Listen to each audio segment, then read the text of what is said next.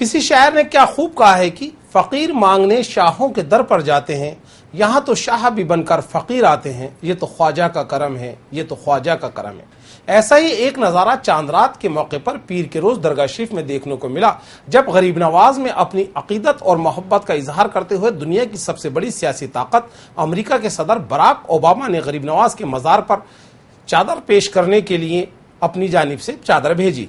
Obama की चादर उनके खादिम सैयद सलमान चिश्ती ने बड़े अदब व एहतराम के साथ जन्नती दरवाजे के रास्ते से गुजरकर आस्ताने पाक पर पेश की।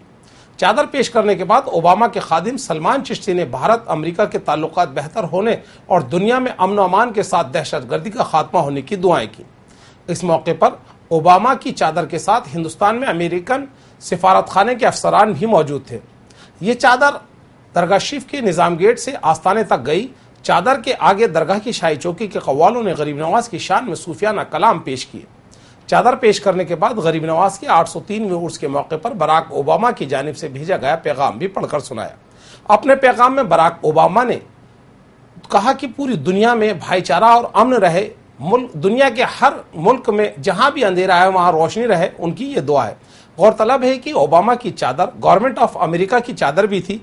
ये पहला मौका है जब किसी अमेरिकी सदर ने गरीब नवाज में अपनी अकीदत का इजहार करते हुए चादर पेश की है।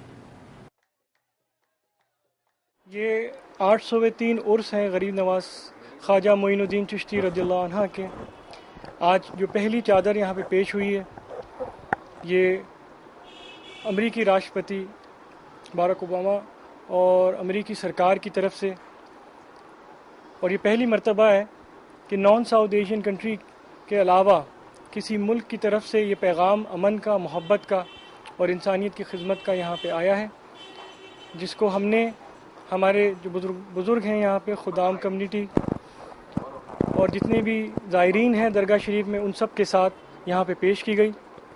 ये 2 दिन पहले दिल्ली के अंदर अमेरिका के सिफारत खाने पे उनके सफ़ीर एम्बेसडर रिचर्ड वर्मा ने हमें दी थी एक पैगाम के साथ, जो हमने वो पैगाम सबके साथ पढ़ा और उम्मीद करते हैं कि इस पैगाम के साथ दुनिया के अंदर अमन, मोहब्बत और ख़िदमत खल्क़ का जज्बा हो, और जो पैगाम गरीब नवाज के आस्ताने दरगाह अजमेर शरीफ से 800 साल से नुमायाँ होता है वो पूरी दुनिया में आम हो, लोग इसको अपने दिलों में और मोहब्बत से उसको काम करें और ख़िदमत का जज्बा पैदा हो।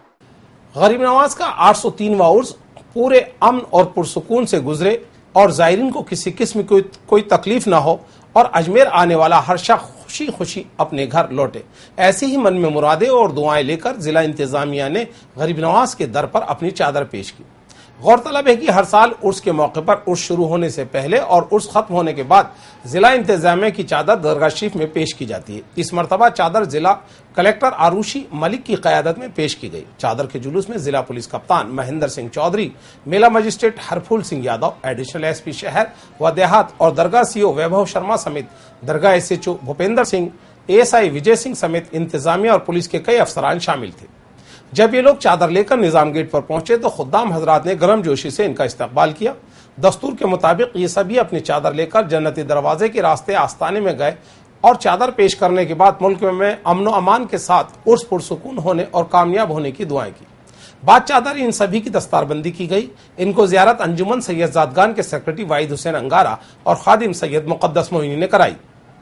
दरगाह कमेटी की जानिब से बुलंद दरवाजे पर चादर में शामिल होने वाले अफसरान का इस्तकबाल किया गया। इस मौके पर खादिम सैयद मुनव्वर चिश्ती उर्फ मुनव्वर पहलवान भी मौजूद थे।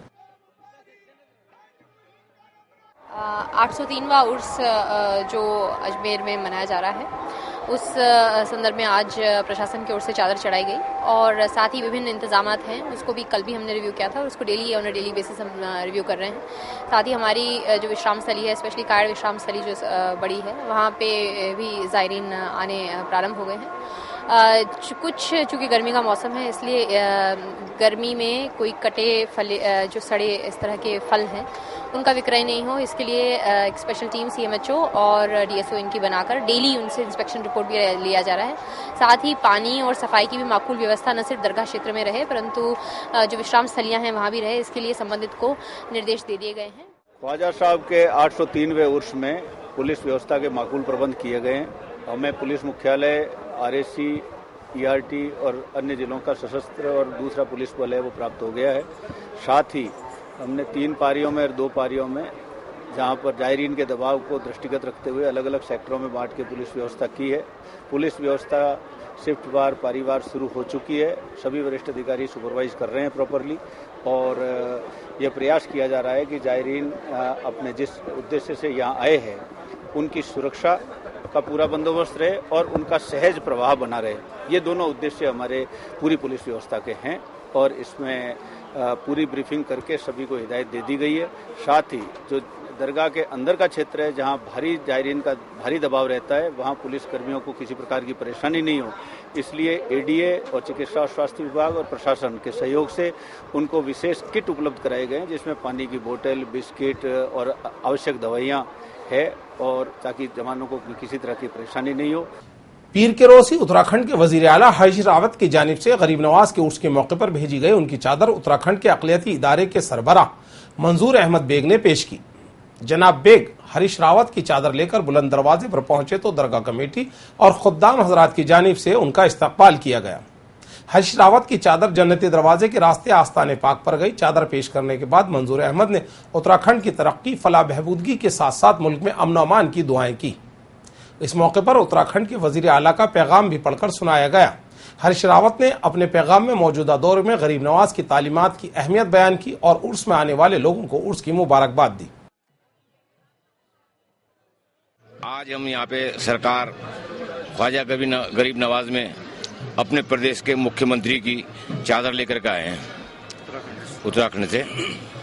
श्री हरीश रावत जी माननीय मुख्यमंत्री उत्तराखंड सरकार, कांग्रेस पार्टी की सरकार है, वहाँ पे कांग्रेस के मुख्यमंत्री हैं और बहुत अकीदतमंद हैं। उनका क्या संदेश है? उनका संदेश ये है कि ये चादर आइए, सरकार का करम रहे प्रदेश के ऊपर, देश के ऊपर, कांग्रेस के ऊपर और प्रदेश फूले फले। और हमारा जो कहना है, हम सीएम साहब की उम्र दराजी की दुआ मांगने के लिए और 2017 और 2019 में कांग्रेस का बोलबाला हो प्रदेश में।